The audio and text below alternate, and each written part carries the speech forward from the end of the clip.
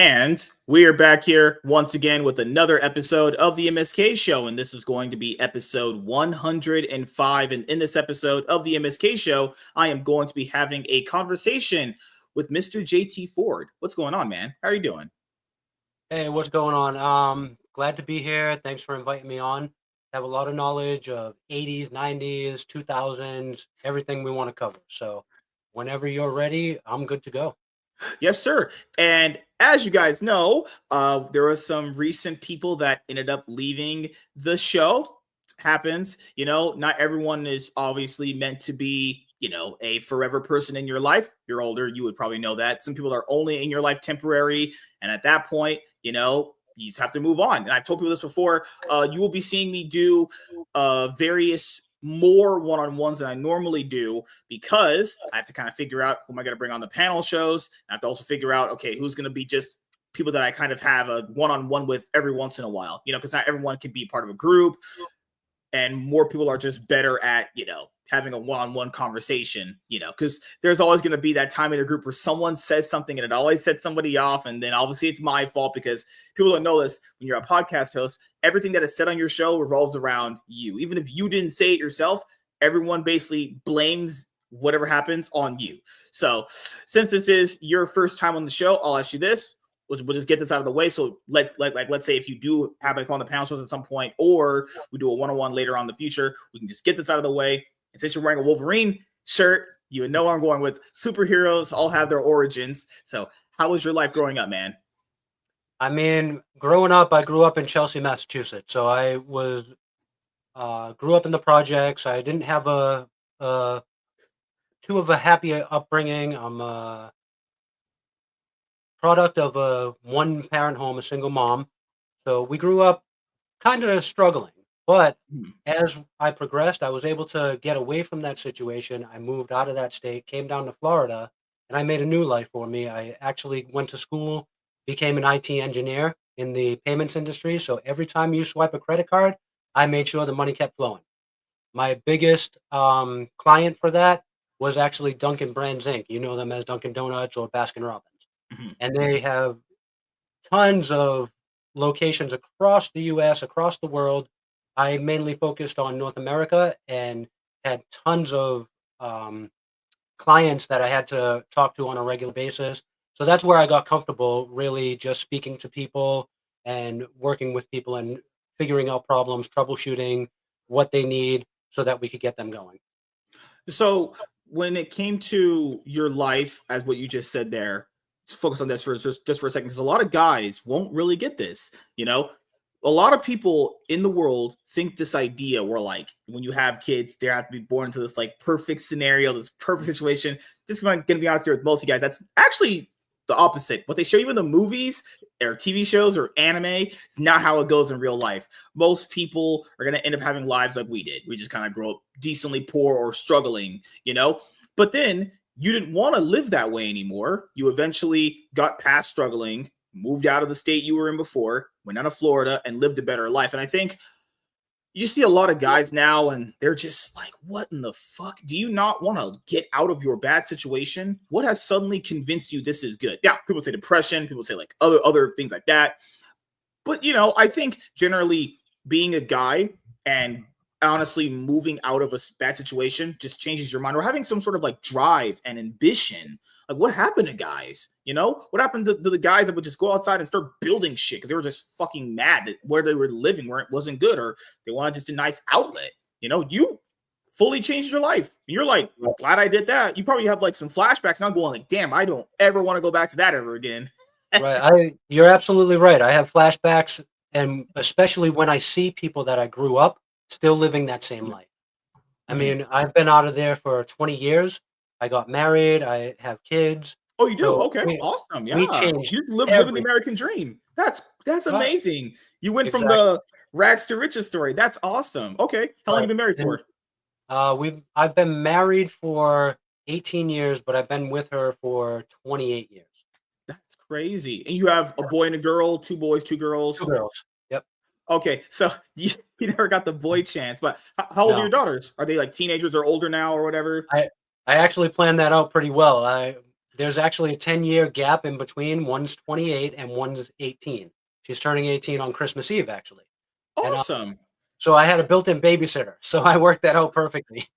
No, I mean, no, man. I don't say this too likely to a lot of the guests, but no, man, you really made your life the best. You live in the American dream. That's crazy. So you would say the American dream is alive and well, honestly.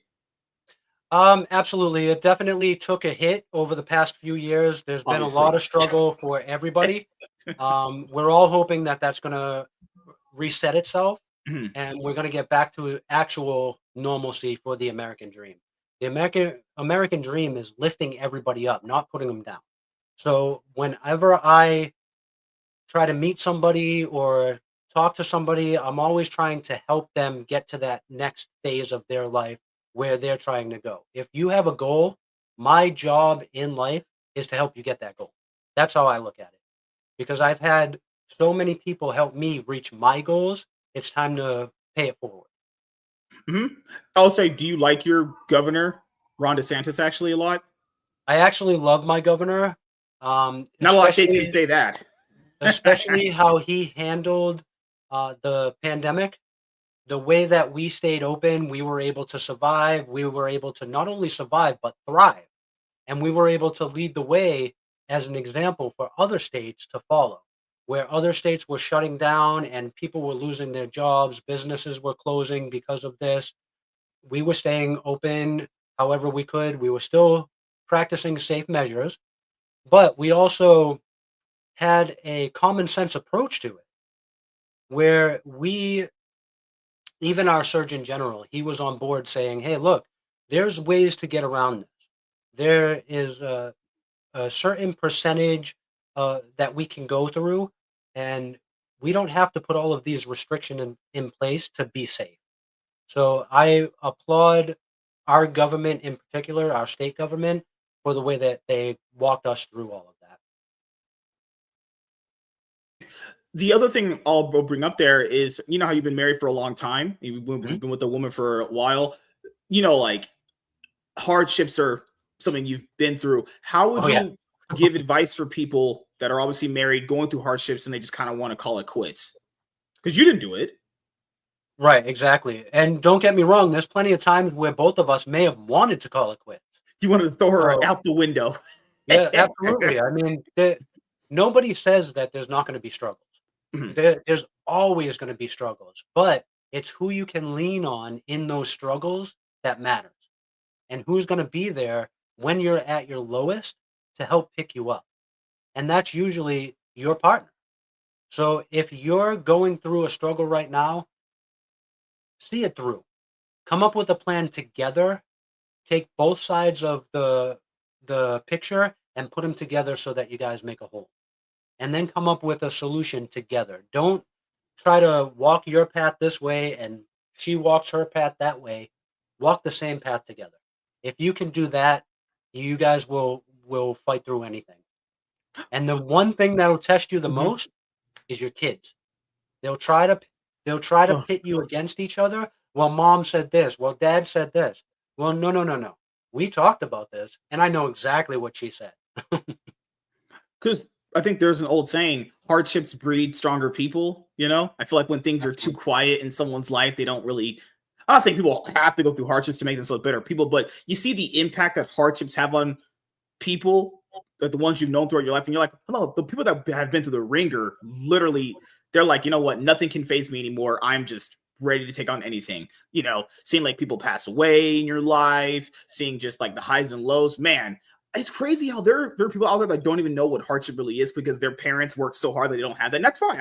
It's fine if someone's parents worked so hard they didn't have to go do that. But god damn, is it such a reality check when people haven't Well, gone that like goes back to what you were saying about the American dream. That is the mhm, American dream, where I work so hard that my kids don't have to. However, like you said, that breeds soft people.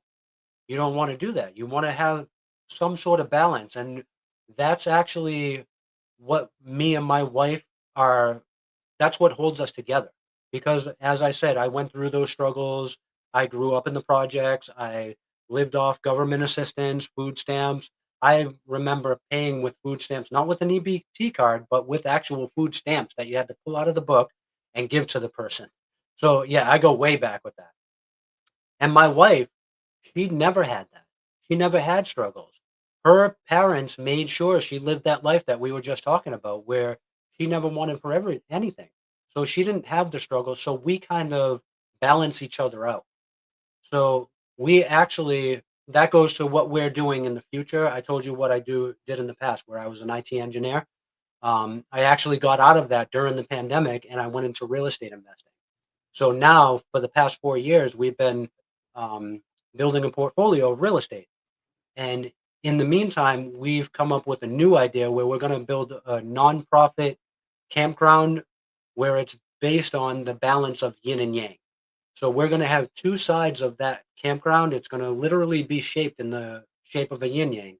On one side, we're going to have a survival campground, and on the other side, we're going to have a luxury RV resort. So you can pick and choose your adventure. You remember the books when we were younger where it's choose your own adventure? We're going to allow you to do that in real life at our campground.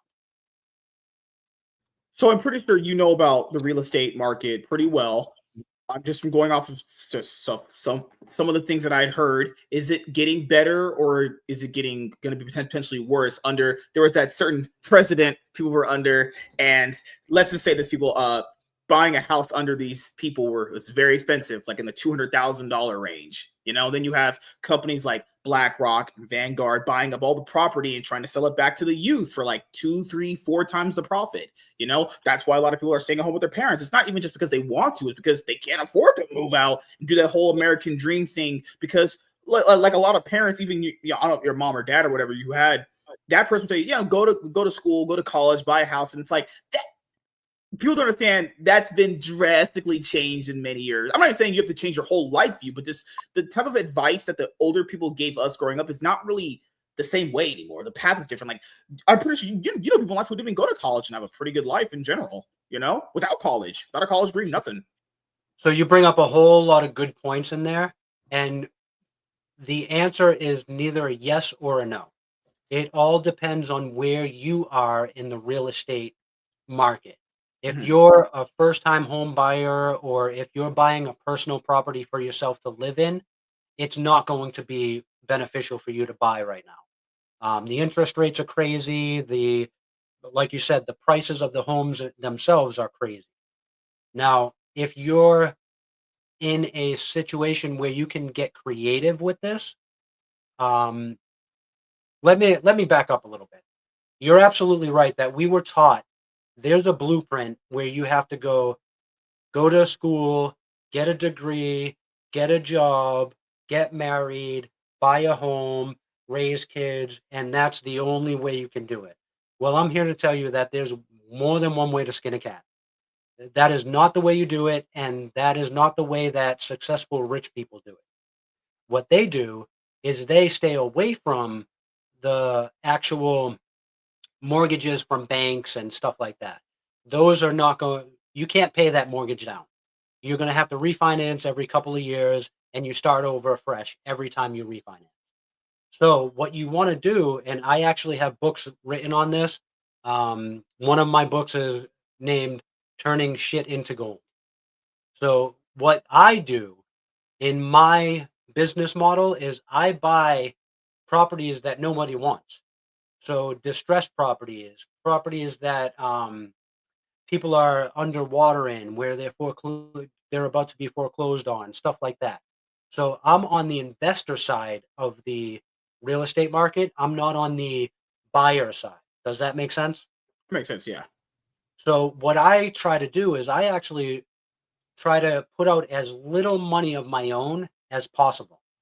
What I do is I try to work with the seller, completely remove the bank, real estate agents, what anybody in between. I rule out the middleman because that's where all of your profit goes is to the real estate agent or the bank. So what I advise is for you to become the bank. And the way you do that is by doing seller financing or owner financing. Um, that's where you take payments or you make payments to the seller themselves directly. So it's all legal. People have been doing it for years or centuries, actually. So what you do is you get to an agreement with the seller and you use a closing attorney or a title company, whatever, to draw up the paperwork for the contract. Whatever you guys agree with, say if they want to sell their house for $100,000 and you come to an agreement where it's 70,000. You would write that up, but you would have a down payment.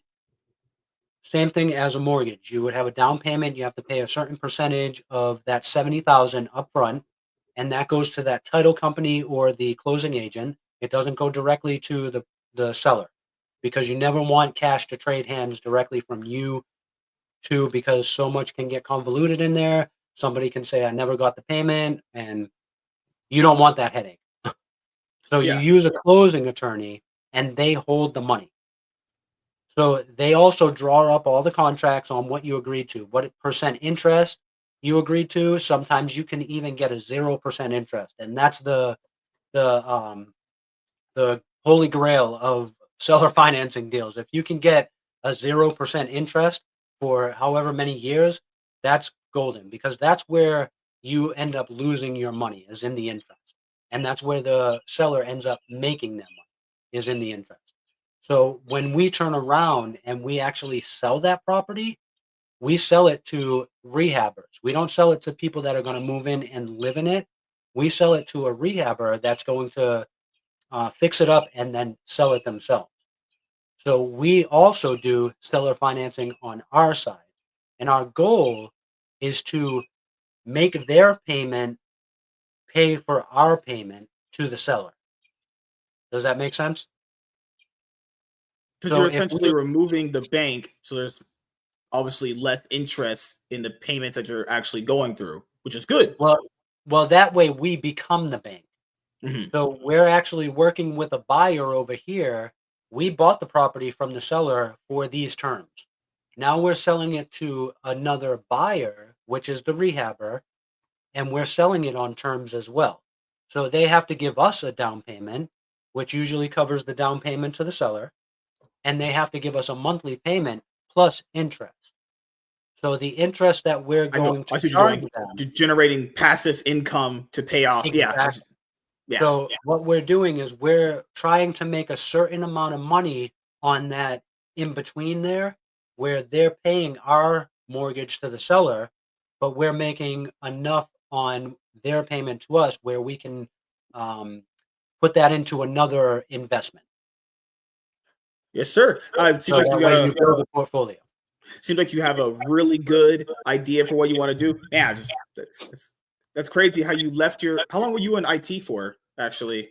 I mean, when I was a kid, I grew up a nerd, actually. Mhm. So I'm kind of a chameleon. I grew up as a nerd, a jock, popular, but I was in everything. So I kind of wanted to get an idea of how everything in the world works. I'm constantly learning. So um, as I grew, technology was growing with me. So I kept up to date with all the computer. I know how to build a computer from scratch. Um, Whatever troubleshooting you need to get done, I can do it for you. So that kinda piqued my interest at an early age, and I just went with it. So when I went to college, I wanted to start, programming video games. However, they didn't offer that at the time, so I actually went into, networking. The networking systems, how to link all of the, systems together so that they work together, and if anything fails at one point, I know how to get it back up and running. But um, once I got into that field, I was able to get into securities and payments.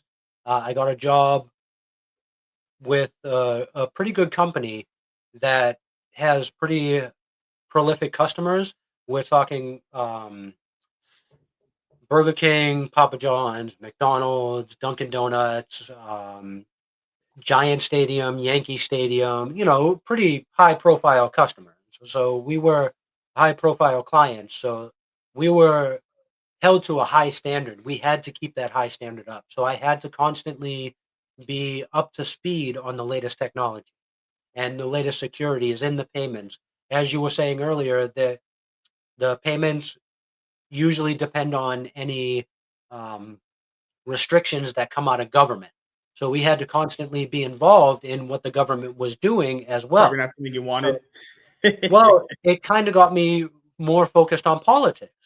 So now I started learning about politics and seeing how, um, Pretty sure you were happy how with how the election turned out this time around.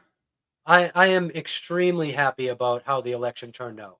Extremely happy. Actually, a lot of the Um, country is too because they actually voted in favor of kicking them out because they were right. terrible. Well, and not only that, the swing states were converted, the popular vote went his way, and, what happened last election left a bad taste in so many people's mouth.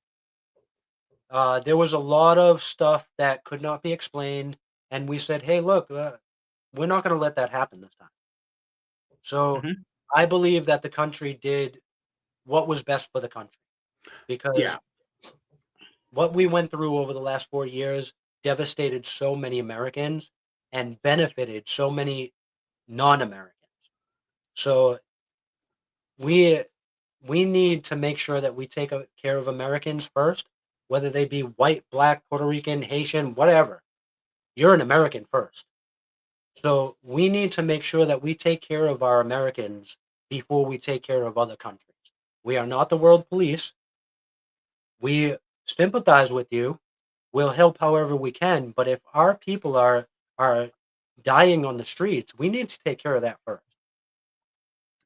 So I believe that we're in a position to move forward with that mentality in mind, and I hope that the majority of people, which, as you said, we saw in this election, the majority of people seem to be thinking that way as well.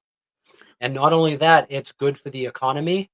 He already has a track record of being an economist. I mean, everybody was thriving under his last especially administration. in the field you have. I mean, when Right. he was president, it was the best time to be a home owner because from what I remember, you could buy a house when Donald Trump was president at around what 60 to 70, 60 to 80K, roughly, right? Because different states have different like Depending on tax the laws. state and Yeah. depending on the neighborhood and the market you're in, yes, that's absolutely possible. And Correct. under Biden and Harris, I'm not even kidding, guys. I actually looked this up. It's over $200,000. Oh, so 100K to 200K. And That's crazy. That's that's actually just the insane. average. That's just the average. If you're in a Mhm. place like California, New York, Massachusetts, Yeah.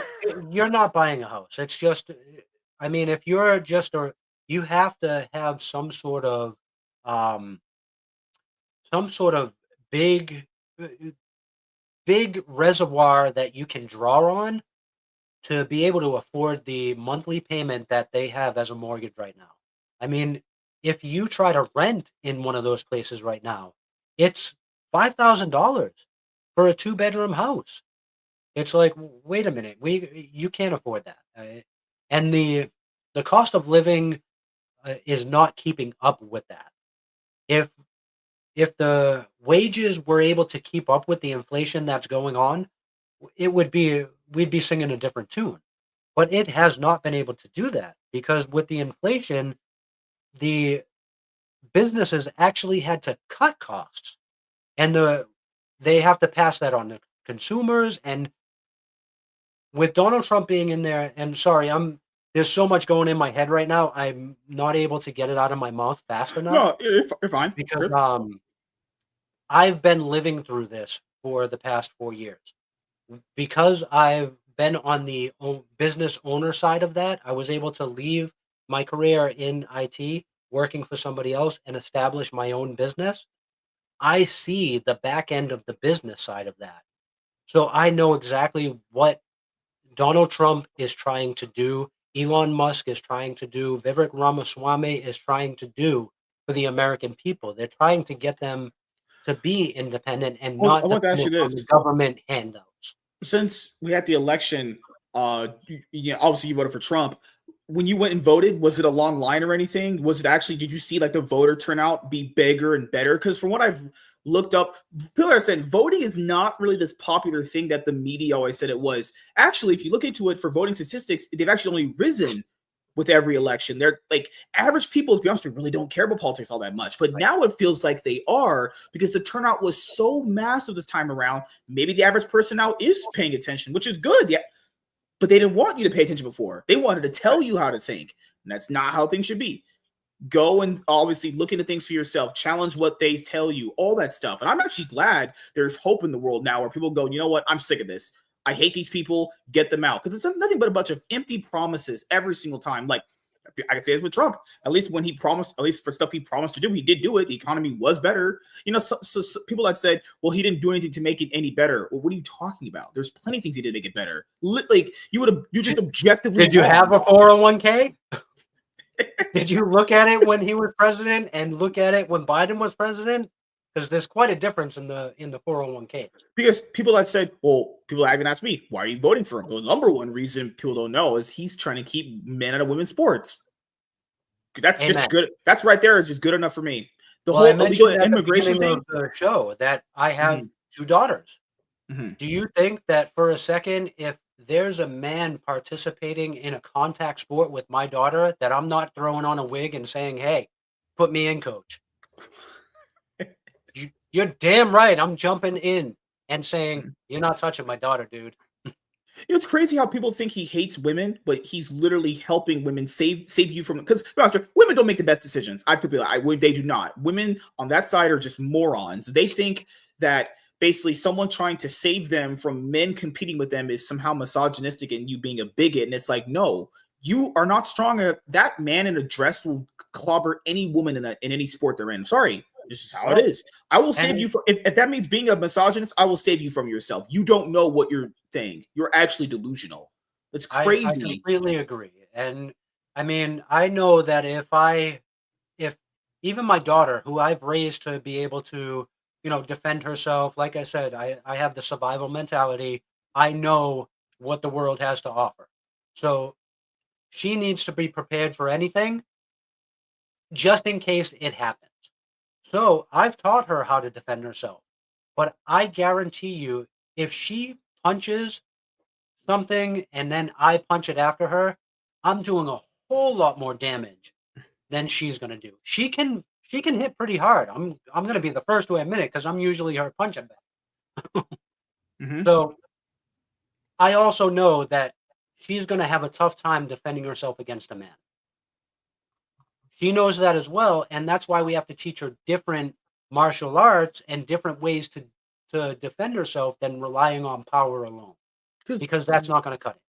These guys, I shit people not, will forsake every line of logic just to not hurt someone's feelings, to live in this fantasy world. It's like, no, some things are just, I don't even like using the words objective sometimes, because I think it's people overuse it sometimes. But there is this thing literally called objective reality. Like, men can't be women, women can't be men. You are born with the chromosomes you have. You can't change these things. These are non-changeable things. And you have people that are trying to tiptoe around this kind of thing, even though, what are you doing? I mean, you're basically trying to save someone's feelings in the added aspect that you're forsaking logical reasoning. Why? Well, I got to tell you one thing. They're going to have a lot of feelings if they follow my daughter into a bathroom. A lot of feelings.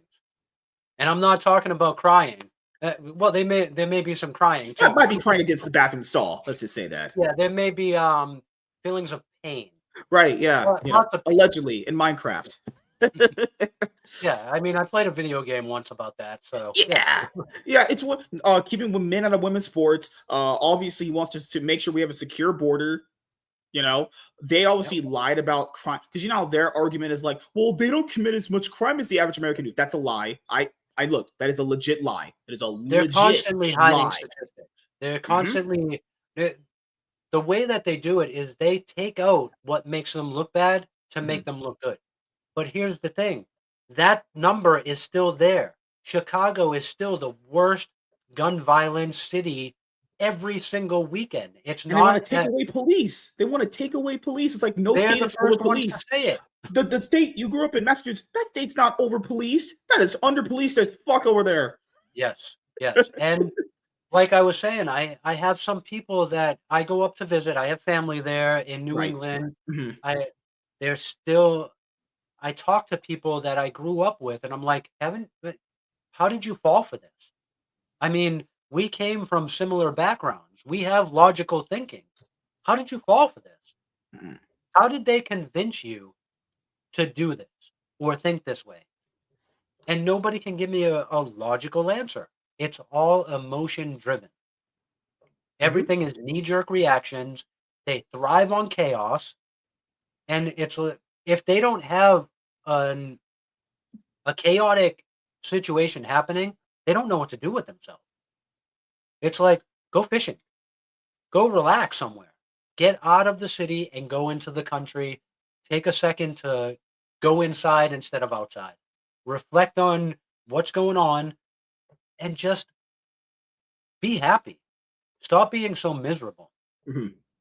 It's all about how you think up here, which determines what's going to be outside. Yeah, what you had just said there is really important because a lot of people do not know how to process their emotions in a way of like understanding this is a concept that I've learned growing up and throughout my entire life. It's okay to sometimes feel these things. Mhm. It's not like there might even be something wrong with you. It's okay to feel sad at points. It's okay to feel happy. It's okay to, 1 hour feel like you're the best in the world, and there's another hour to feel like, you know what? I don't know if I can do it tomorrow. That's Right. okay. All of us go through that. But to think like these people that are just so overwhelmingly sad all the time want to sit on Twitter every day and just fucking tweet all day. It's like, I'm going to go on Twitter and just tweet all my feelings out. And it's like, how's that going to help you? How's that going to benefit your life? Like, no one's trying to Yeah, hear. This is the harsh truth about life. No one understands, man. No one wants to hear sob stories. Get the right. shit done. Work on making your life better. It's all people care about, you know? And to follow up on that, the reason why nobody cares about sob stories anymore is because we all have them. I have a sob story. You have a sob story. So does Joe Blow down the street. They have a sob story. Oh, Joe Biden blow down the street? Oh, shit. There you go. Well, we know Hunter does. Don't even start with that one. That was But crazy. but yeah, it's really people don't know how to handle their feelings. You said it perfectly correct. They don't know how to process that because they were never taught that they're allowed to have those feelings. Everybody is following on social media where everybody has to have a perfect life. No, you don't. Shit happens. You're going to fall. Get back up. That's the main thing. If you don't get back up, you gave up. You cannot you Yep. cannot give Mhm. up the struggle. The other thing I wanted to bring up is, because I've had these conversations with many people throughout my life, and they're like, well, I don't know. How can I get through these problems? Well, the thing is, it's like, let's say suicide, the people that off themselves.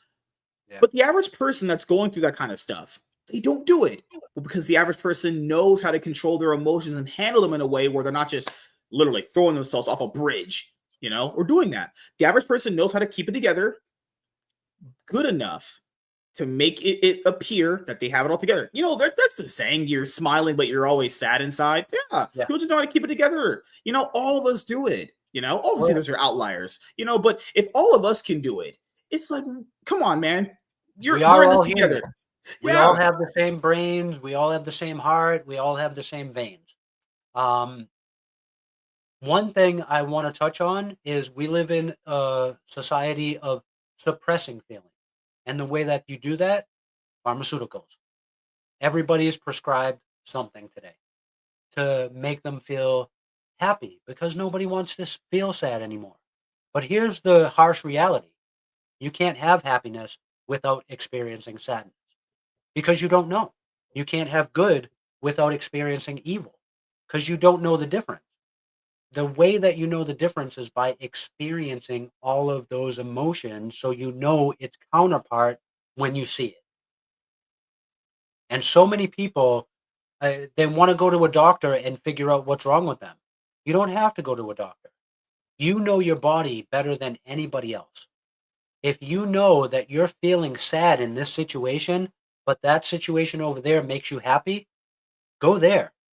Stop trying to rely on um, this medium to make you happy when it's clearly not. Try it out. If it makes you happy, great, do it again. If it doesn't, stop and go do something that does make you happy. It does kind of suck that the stuff that people did use for escapism have ended up getting somewhat corrupted, like movies, television, Yeah, anime, gaming. Those are things people social use media. for. Yeah, those are things people did use for escapism. And to Mhm. see the way, like, a lot of the movie, like Star Wars, let's say you were a kid that got bullied, and Star Wars, that was that one thing in your life that really gave you that hope and optimism for life, even though the prequel movies were pretty shite. But you see the Disney movies come up, and you're Now like, we're gonna have to have a different conversation. and you're like, wow, the Disney movies just made me just want to get a rope and end it all because those movies. Yeah, you're absolutely right, because they followed a progressive line that Mhm. was being touted by really the minority was saying it, but they were saying it so loud that it was just everybody felt like they had to follow it. When in reality, most people are thinking, that doesn't make sense.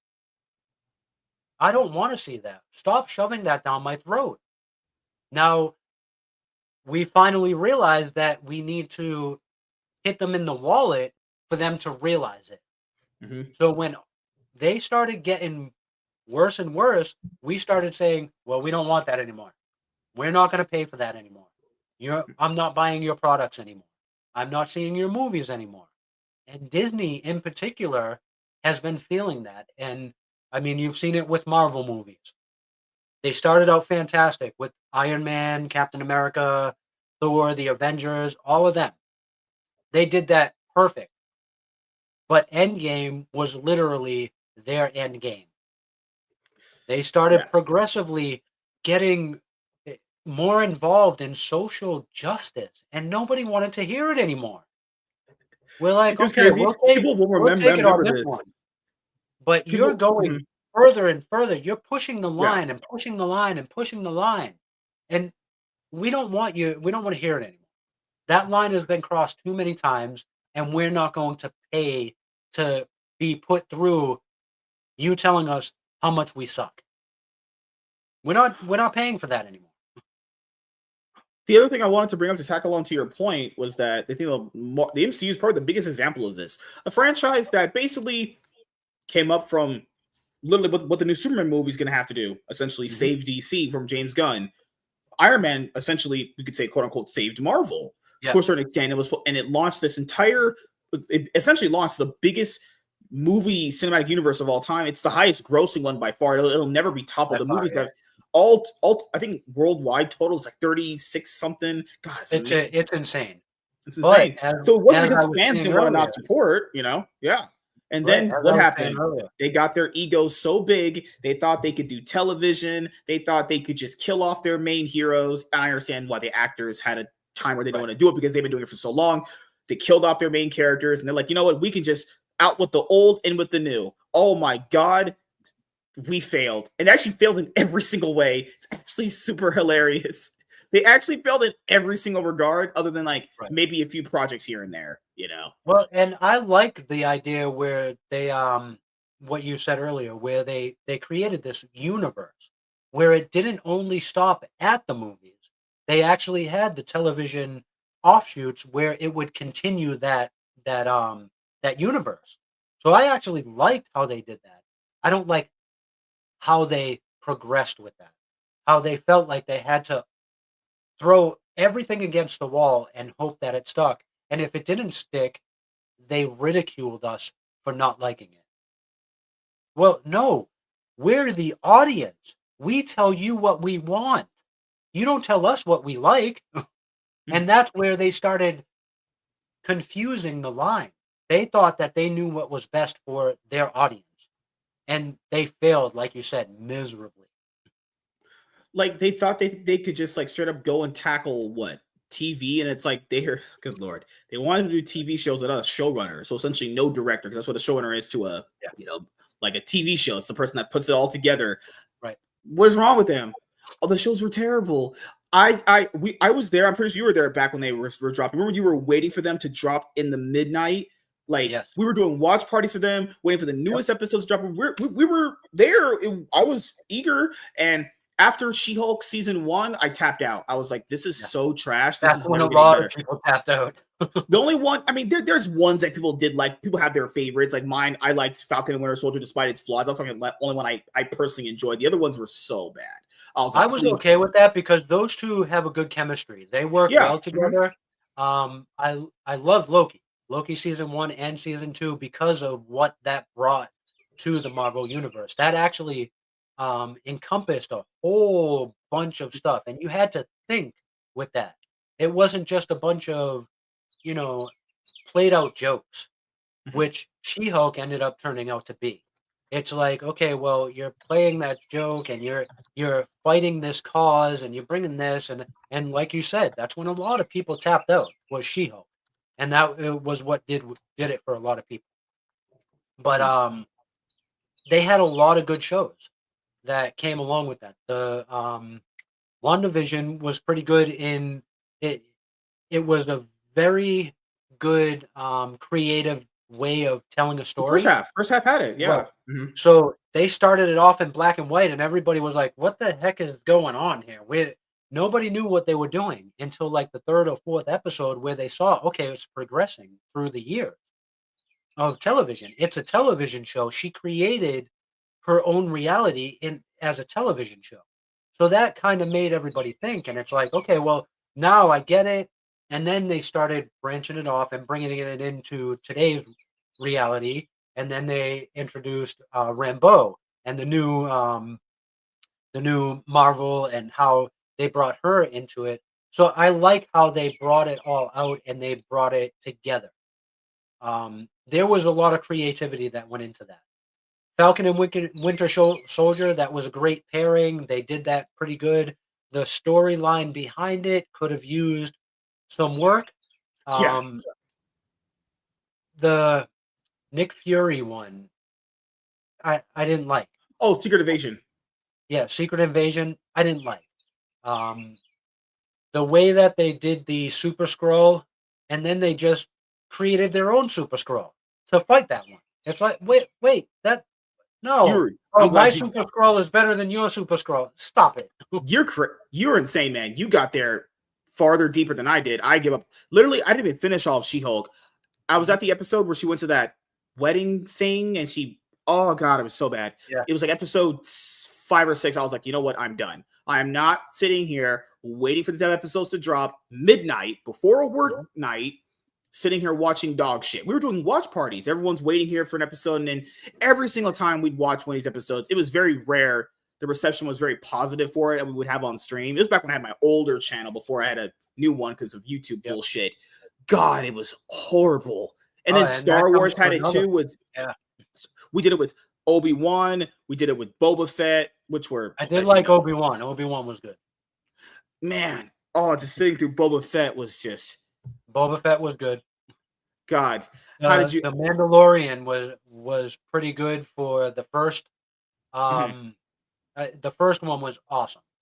Uh, and then they did the same blueprint that they've been doing with all the series.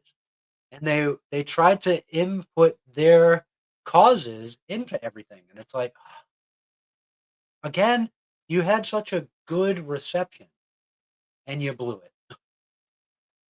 So, but yeah, go ahead. Sorry. Oh, you're fine, man. I was waiting till this heater went off. You're fine. Mm. Oh God, it's so crazy that now people are hesitant to even going to the movies anymore, or it's because things have gotten so bad with inflation they really can't afford it. Because going to the movie theaters is expensive. Imagine if you took your whole And family out, it's like what, $100 just for I tickets and I'm everything. glad you mentioned that. I literally just did that for my daughter's a Wicked fan, so Okay, we went to see Wicked on opening night.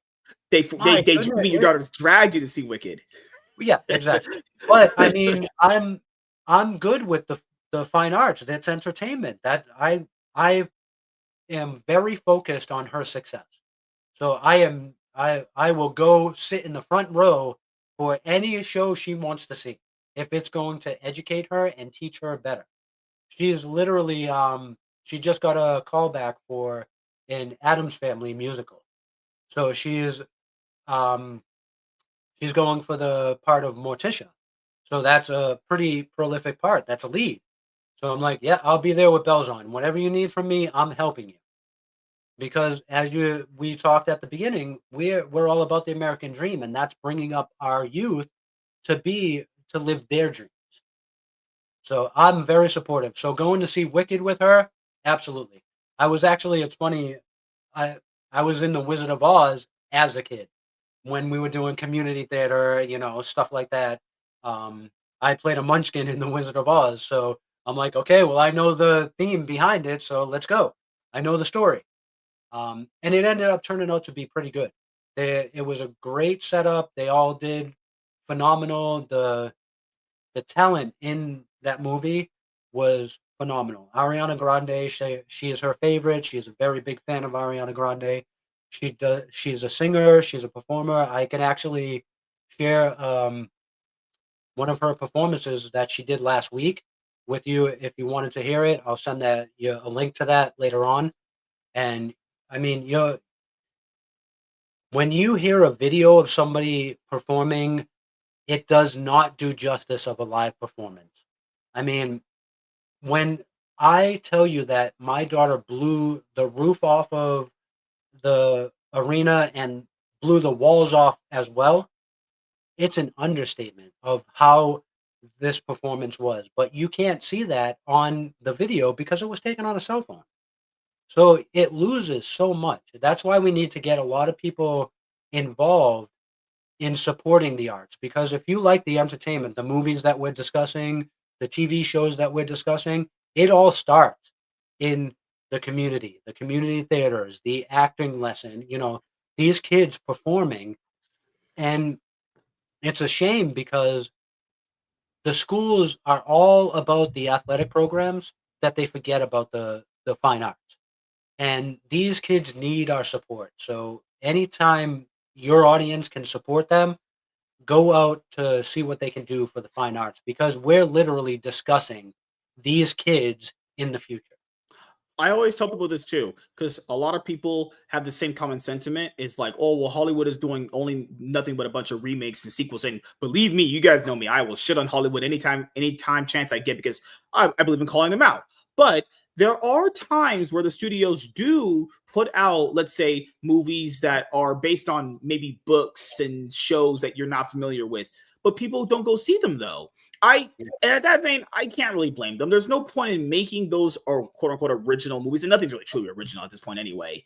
If no one sees them, because people say, "Oh, I don't want to see sequels and remakes." Well, there's plenty of times throughout the years where that's not a thing. Why aren't you going to support them? How Oh, well, many people watch Spider-Man? yeah, Each and every movie. every single one of them in mass, Whether it repeatedly. be Toby, Andrew, Tom Holland, or Andrew Garfield. They watched every single one of them. yeah. How many people watch every single Halloween movie that comes out, or when it did Right, come out, when it was a thing? right, and they've actually gone to shit. Nothing beats a horror movie from the 80s. I mean, and actually, you can go even further back with Jack Nicholson in The Shining.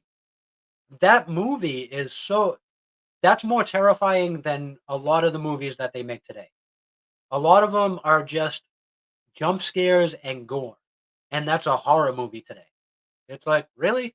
Where's the psychology where you actually have to think and it gets inside of you and it brings out that emotion that we were talking about of fear, where you literally feel the fear of this person coming for you. So that's genuine. You don't have that anymore. But the horror movies that I see today that they classify as horror, it's nothing but a maniac chasing you, and that's not really it. I can outrun you. I'm good. So I mean, that's not what I consider horror. What I consider horror is Alfred Hitchcock making you feel the psycho vibe. Um, like I said, Jack Nicholson in The Shining, making you feel like he's really gone crazy. He's lost it, and he's about to kill his family, and Yeah, like his the thing. family is genuinely terrified, Mhm. which makes you feel it. My daughter watched that for the first time, and she was terrified. She's like, and she's used to the horror movies of today. And that was nothing to what she felt seeing that, because they did it in such a different way. Today they rely too much on graphics, and it takes away so much from the actual movie and the actual story, that it doesn't bring you into the story. It's just you're literally watching it on a screen unfold in front of you. You're not actually in the story like they brought you into the story back then. Also, what people don't understand about horror movies is the the proponent that it's supposed to make you feel uncomfortable. It's supposed to be not even just believable. It's supposed to put you in basically an uncomfortable, unget outable situation to the point now where, it's like what a lot of horror movies are for a lot of people. They're just trying to be needlessly jump scary. Like it's a Right. jump scare. It's like, and once you've seen one, you kind of seen them all. You can kind of tell when the jump scares are coming. The characters by themselves, they're going up to a wall with a painting that obviously you would know it's a jump scare coming. Exactly. Yeah. You know, And no more practical effects, which has been very just a downer for horror movies. I think they're better when they're just mostly practical effects. I mean, you need CGI for some things, but what about all the practical effects these movies used to use? They used to glorify themselves. And we use practical effects. We built this stuff, Yes, absolutely. I mean, the sets that they would build were so phenomenal. Now it's just like, okay, I'm gonna click a mouse here and I'm done. What? That's it? You didn't put your heart and soul into that project. You put a mouse click into it. So it's not genuine. And we as the audience, we feel that. What other genre of film did people just kind of get tired of? I think, oh my goodness, this happened with the superhero Accent. movies. Yeah, yeah. And people need to understand this with all movie genres, they go through this. Like horror is a good example of that. Like horror had obviously its peaks, and there's obviously the points where it's at its downturns, and then it peaks again or has a lane where it's consistent. What people forget about superhero movies is they're always debating on like superhero movie fatigue and all that stupid stuff. And it's like people factor in when it's how every genre goes. There's a consistent point, then there's always the highs and lows. The superhero genre was always going to go through that. It's not even about comic book movie fatigue in it or anything like that. I think at some point things it's like when you get with we'll get with the girl or you get married. Yeah, she's new for a little bit there and it's kind of fun and it's new, but after a few weeks, it's just normal again. That's This what is they what people are always say. The honeymoon's over. yeah, this is what people are going through now with comic book movies. It's not the newest thing anymore. You just don't have that level of love and infinity for it like you did before. So Right. you maybe you weren't criticizing it the same way because you just were so in love with it. You just felt like, hey, I'm glad to just have it. I grew up in a time period where we would barely get these, and when you got them, they were pretty shitty for the most part, outside of like insert ones here and there. Right. And that's why I mentioned Loki, because that went away from just the superhero stigma and what everybody was classifying as a superhero show, because it made you think, oh, wait, what is this quantum reality? There's a multiverse? What is that? And it made you actually think and use your head instead of just watching people beat each other up and explosions and, oh, run this. Oh, that's a good camera angle. It's making me feel like I'm running, stuff like that. That actually made you think, which is what I loved about it, because I love, like I said, the Avengers series from the beginning, where with the original Avengers that ended at Endgame, and then it got that fatigue that you're talking about. But once Loki came out, it's like, oh wait, this is something new. This is actually something that we have to think about. It's not just an action-packed sequence running throughout the whole series. So that's what I loved about it. I'll say this. Do you have hope for James Gunn's Superman movie? Do you think he can essentially save DC? Because let's be honest here, they need this to be a well-received movie by just fans like me and yourself, and they want it to be well-received as far as the box office, because businesses, they need profit. Because a lot of people, they do this thing, was like, hey, how much a movie makes doesn't mean it was good. I agree, but that doesn't mean anything to companies. Money, I do this. I agree with what people say. That is, I fully agree with that. But that's how businesses see it. Businesses only see a success as far as money. I think a lot of people do not get that, So unless they're seeing it as a profitable venture for them to keep investing into it and invest more money, there's no reason to keep doing it, obviously. Even if you like the movie, if it didn't make enough money, because that's what's the barrier of success? Because you can't say, well, some people liked it or the majority liked it. How do you prove the majority liked it? There's popular movies out there that are loved, that are not liked by people, because movies are all subjective, So this is their last shot. That's what I try to tell everybody that I talk to. And they're like, oh, I heard the movie sucked. Well, what do you think? Did you see it? Why don't you go see it and form your own opinion and don't go by what somebody else said? I tell people the same thing all the time. You're preaching to the choir, man, because I agree with you. I told people, your favorite movie reviewer or YouTuber, I'm not saying they're a bad person. They probably maybe did or didn't like the movie. I think they're what they're saying is potentially true, but that doesn't mean it means for you. You don't you can like someone and disagree with them. That's Right. part of I life. mean, look at politics. Yeah, a lot of people go, well, my favorite content creator said this video game or movie or TV show is good, and it's like, well, I hope you understand you're a free will thinking person. You're not an Exactly. NPC. You know, Well, I, unfortunately, there's a lot of people that are NPCs in the society, and yeah. it's sad to see that they're just going through their life and not having a single original thought for themselves because it goes back to what we were talking about earlier. They're programmed. You have to go to school, get a degree, Mhm. get a job, get married, buy a house, have kids, and that's what they're taught from the get go. So they are literally NPCs that don't have their own thought. They're all programmed into thinking the same way. Mm.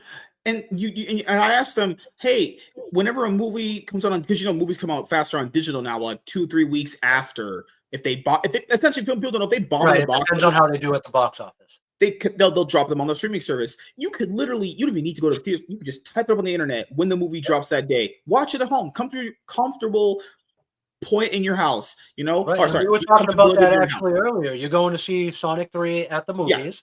yeah. I said that I'm gonna wait for that one to come out so I can watch it at home. I'm not gonna go to the movies for that one. Mm-hmm. So that's the same concept. Some people, not that I'm not gonna watch the movie. I love Shadow. I love Knuckles. Mm-hmm. I think it's gonna be good. I think Jim Carrey is perfect for that role, Oh, and good lord, I he's doing think great. that Yeah. the first 2 movies, they were pretty good. I liked them. But that's one of the ones that I can wait to come out on digital. So I'm Mm-hmm. okay with that. There's people like you that will go to the movies for something like that. My nephew, huge Sonic fan. He's going to see it as well. Same time you are. Yeah, because what I told people is even if you can't afford movies now, and people just have like the internet, so to speak, when movies drop digitally, like we just said, go and watch it on at the comfortability of your own home. Because Right. at least what I think what I've learned in life is that if you experience the movies, whether you like them or not gonna like them, is going to be a subjective thing. Because there might be movies that people say they don't like, you watch it, you like, or movies that you watch, you hate, someone else likes. You form a stronger sense of like how to, I guess, talk about movies or TV or anime or this stuff because once you've experienced enough, you know what stuff you yourself prefer and what you don't like. Not enough people do that anymore. Their conversations tend to be very just like you said earlier, paint by the numbers, blueprint, and it's like we can't It's just like be doing talking this points. anymore. Yeah, yeah, we You can't. have I talking I points can't that do somebody that. else told you, and now you're regurgitating them in our conversation. I've Yeah. already heard that. We watch the same YouTube channel. So try to have your own original thought. That's what I'm looking for. You know what I Mhm. mean? So I completely get what you're saying, but I'd like to go back to what you asked about the DC universe. You're What do fine. you Yeah, think yeah. about that? So what I like to do whenever that comes up with Marvel versus DC, I say, well, let's look at it this way. What about Sony and what they're doing with the Spider-Verse? It can't be I anything mean, worse than that. right. So I think of it the same way. They tried to take it themselves and do it their own way. And that's fine, but that's not what their audience is looking for. How are you going to have a Spider-Verse without Spider-Man? That doesn't make sense. You're setting up the Sinister Six. I get that. But where's Spider-Man? You have to have Spider-Man in the Spider-Verse. Even, some sort of cameo, even if he just shows up for a moment and, just something. They've gone too long without having Spider-Man in there, if that makes sense. You have all of Spidey's nemesises, but they're not fighting him, Spider-Man. Spider-Man's not even in the background. He's not a thought. It's just their personal things. I get origin stories, but we're on Venom 3. Come on now. I love Carnage. Carnage was my favorite of the symbiotes. But come on now. Where is Spider-Man to fight Carnage? Hmm. Yeah. This thing is, if you look at it from DC, if you look at it from this point of view, at least you're not Sony Spider-Man universe because that is Yeah. just good lord. No Well, one wants to be that. but I think they're trying too hard to do what Marvel is doing, and they're just missing the mark completely. So I think James Gunn has a very good possibility of doing for DC what he did for Marvel with the Guardians of the Galaxy, because that that franchise is phenomenal. Guardians of the Galaxy is one of my favorite franchises in that franchise. So I think he did a great job with that, and I'm hoping that he can do something similar with Superman. Um, at least get the casting right, because I do not agree with a lot of their casting calls. I'm sorry, but Ben Affleck as Batman doesn't do it for me. Definitely Robert Pattinson as Batman doesn't do it for me. Christian Bale, in my honest opinion, was the best Batman. Michael Keaton was the second. So Mm, that's where I stand on that. Because, and you're also probably glad that Zack Snyder's probably not directing any more Superman movies, superhero movies for a Uh, while. I w- I wasn't upset about Zack Snyder as much as other people were. I'm like, okay, you guys feel some kind of way. You do you. But as far as me, I'll watch the Zack Snyderverse. I'm okay with that. Mhm. So I don't have a feeling either way on that. I just think that people are comparing apples to oranges when it comes from to DC to Marvel, which they've done for ages, even in the There comics. and there's been points where DC's been better. There's points where Way Marvel's been better, right? better. Yeah, it's just the thing is, I think with Marvel, even as far as comics goes, I don't know if you follow comics. Marvel just has a more of a consistency about them Nope, that not DC at doesn't. all. Yeah, I notice with Marvel fans a lot, and the MCU fans is an example of this. There was a poll recently. I'm pretty sure you saw it, where they put Captain America 4 as the most anticipated movie coming out. Obviously, it was done by Fandango. Yeah. MCU fans, MCU has a lot of fans. It's the biggest movie franchise for a Yeah, reason. They have a lot of fans, and arguably absolutely. they earned them. That means these fans are at this point now. We're like, hey man, bro, it was so good back in like the Civil War period, the Yep. in-game period. They think it will get back to that point, so they'll go there and they'll go to the movies every single time to watch it and make sure it hopefully it gets back to that point. So Well, I loyal. think I think them bringing in the Russo brothers again Mhm. is going that's their way of trying to save it because they're doing Secret Wars, and I think Secret Wars is going to be their redeem arc. So I'm very hopeful for Secret Wars. Captain American 4, I don't like how they made Falcon Captain America. I don't Yeah. I don't agree with that, but that doesn't mean it's wrong. You know what I mean? I don't think it's gonna be a bad movie. I just don't think it's the way I wanted them to go. Same thing with making Captain America a Hydra agent. I did not agree with that at all. It was so bad. Not at all. Captain Yeah. America is not just um, a comic book figure. He is a real life role model figure. And by you making him a Hydra agent, you're tainting that. No, everybody aspires to be Captain America. That's his whole character is he is uncorruptible.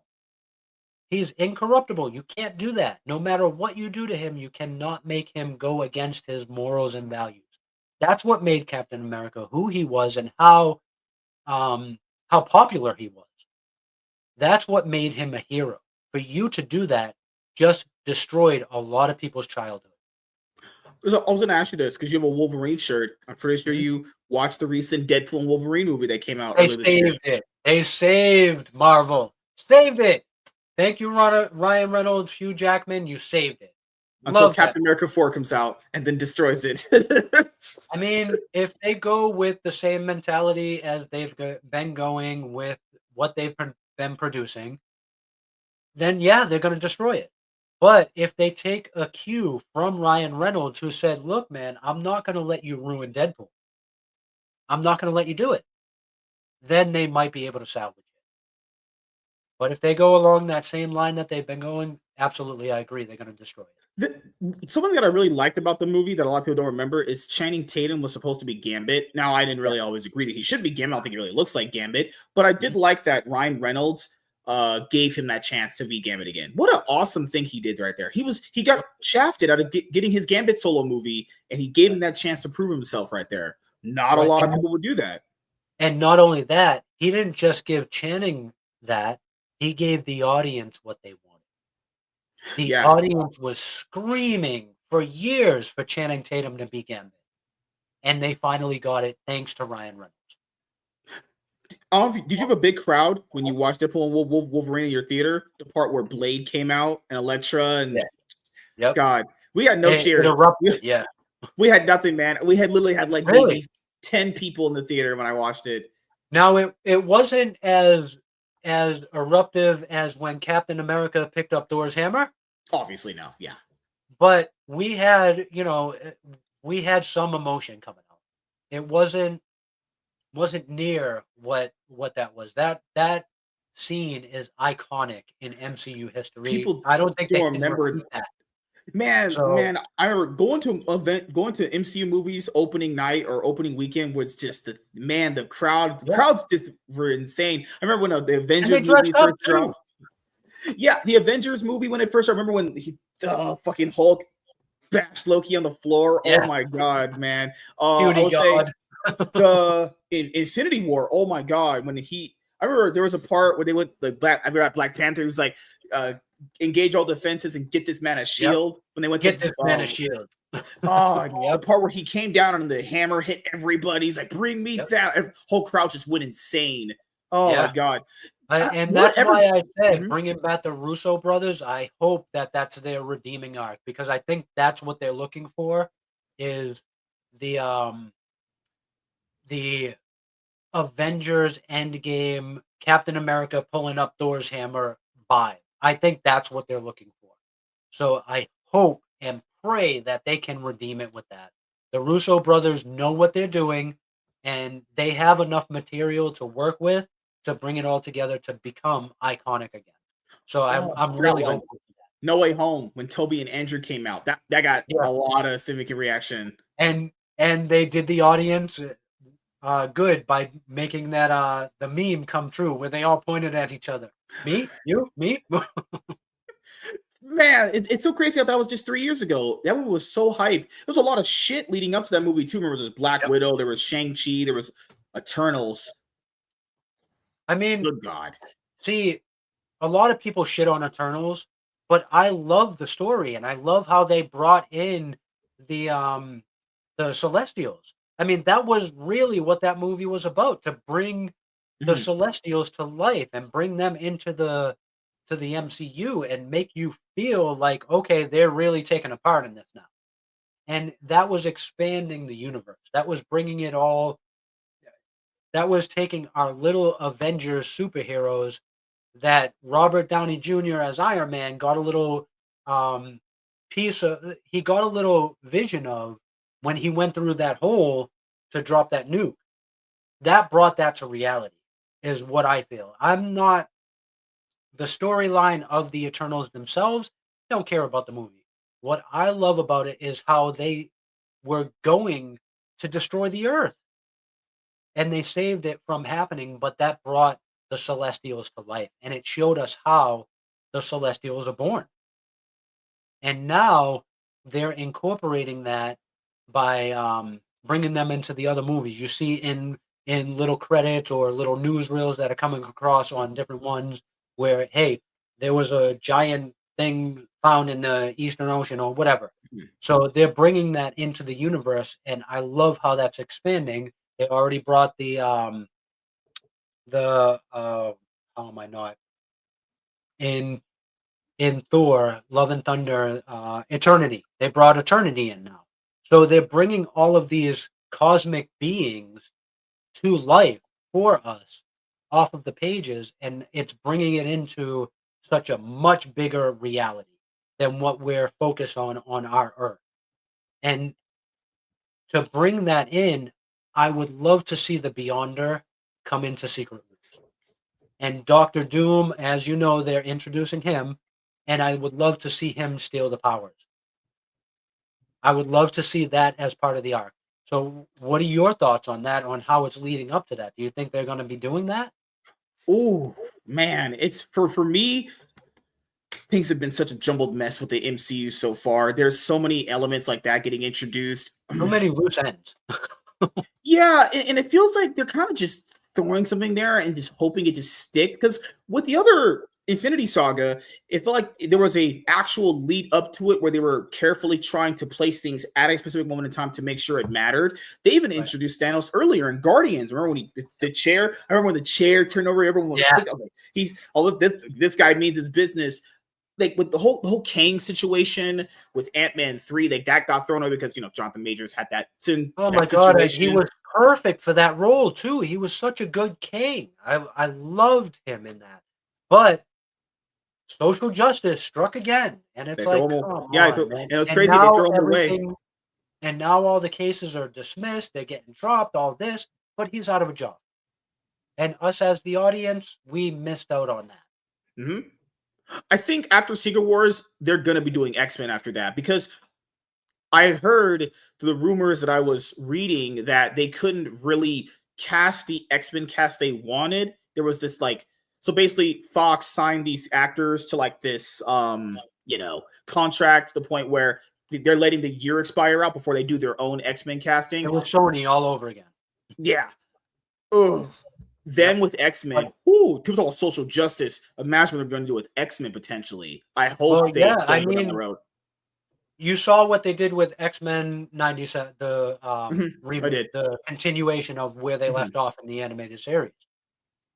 And they continued along the line, and it's kind of like, okay, well, see, I was anticipating that so much. I mean, that was my favorite cartoon as a kid. I would religiously watch that. And they tackled social justice topics so well in the original cartoon that what they did in this basically threw away what they did in the 90s. Because when you look at it, if you look back and you rewatch the 90s series from the get-go, there was literally it was based on racism. Mutants were um being attacked with racism. Everybody was down with muties and shit like that. So they tackled the problem without bringing it into real world reality. They showed you how it felt on both sides, how there were bigots on one side, how it made people feel like they had to hide and they were being targeted, and real life lynchings were happening to mutants in that series. What happened in the 60s and, back in the day. They were able to tackle that without bringing actual race into that. And I think that that was so well done in the 90s that they ruined it with what they did, um, with the continuation this year, the past couple of years. So before we go on a little bit, I want to ask you a few more things. The first one is there any movies or TV shows you're looking forward to coming out in 2025 potentially? Or are you going to be doing like a lot of people go back and watching classics, doing some retrospectives there? Well, like I said, I'm really looking forward to the build up to the Secret Wars, so I am going to continue watching how they lead up to that. So I Yeah. am anticipating the Marvel movies. I do want to see James Gunn's DC universe to see how he changes what's going on over there. So I am anticipating some of those releases as well. Yeah. And last thing I ask you, man, is any closing thoughts or statements you have before we end the show actually? No, I mean, we just been running. I Yeah. love how this conversation went back and forth. I mean, you're really easy to talk to. I'm glad that we connected, and Anytime, man. Yeah. I love talking about all this. Like I said, I can talk about movies, TV shows, sports, politics, music, whatever, man. We only I'm scratched the just surface. cool. I mean, when I was growing up, my favorite saying was, "I'm down." So if you came to me and said, "Hey, want to do this?" That was my response. I'm down. Let's go. Let's try it. So anytime you want to talk about anything, I'm down. Yes, sir. great having you on for the first time.